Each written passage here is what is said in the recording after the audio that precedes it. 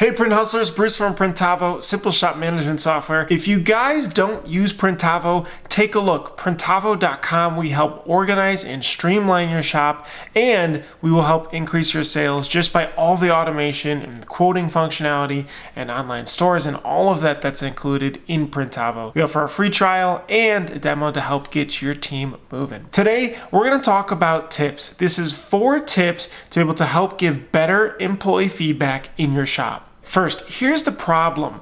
When you hire someone, you set expectations. You have expectations that are internal, that sometimes we don't always communicate, and your team member also has expectations as well that they're trying to hit for you. Sometimes those expectations, and actually most of the time if they're not communicated correctly, are not on the same playing field, right? They're over here.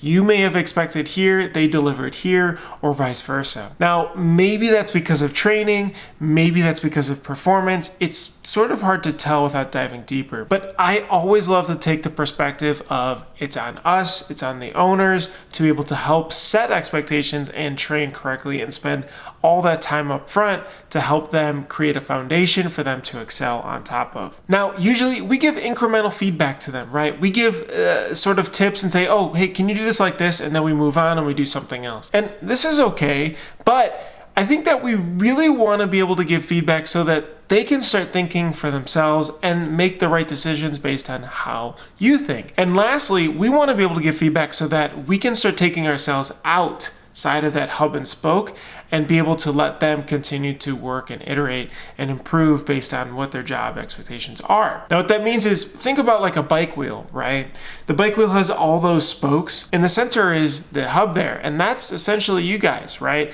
That's you, and everybody's generally being able to ask you questions and come up to you for things that they need. And you can be able to start to extract yourself and have yourself on the side by helping to give better feedback and setting really good expectations for them. And that'll help them make their decisions so that they can work together on their own. It's possible. It's definitely possible. It takes a lot of time. And here we're going to give 4 different tips that can be able to help you guys be able to achieve that. The first point here is the training aspect. So when anybody starts, what I love to do is be able to block off my first 2 days of them starting. I completely clear my calendar so that nobody can book anything on that schedule. And the reason is because I want to devote all the attention to them as possible.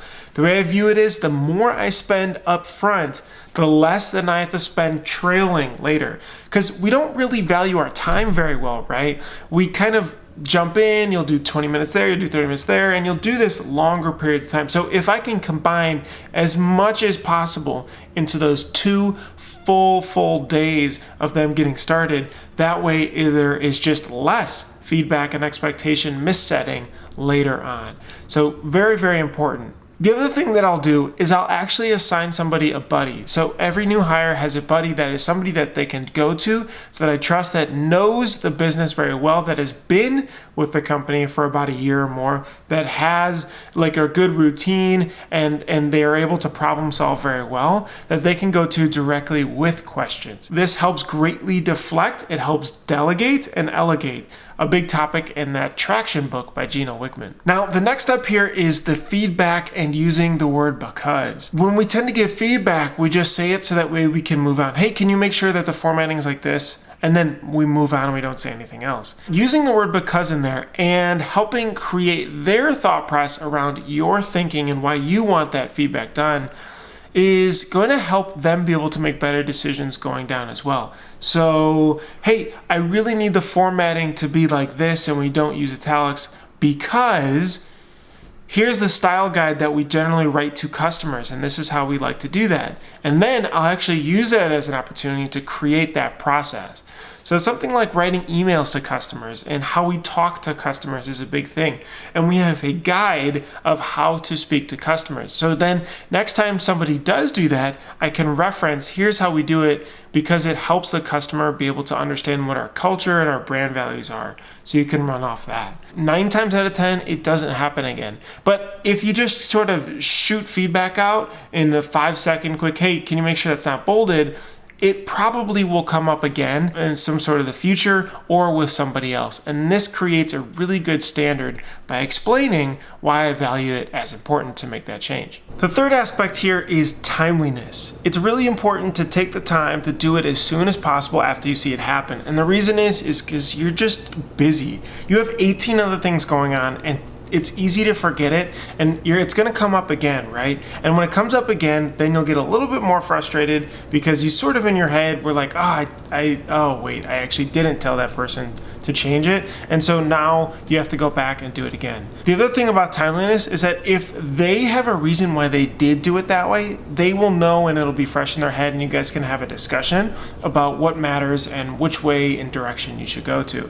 Then you can explain the reasoning, and lastly, create the process doc around it to make sure that it's patched, and that way it helps to reduce this from happening with future team members. And then lastly, and I feel probably the most important tip here, number 4, is review these things and these pieces of feedback in your one-on-ones. I know one-on-ones take a lot of time, and having them every 2-3 weeks with your direct reports at least will be able to give you a time to be able to bring these up again to help reinforce them. So if it was something small, it's not a big deal, move on.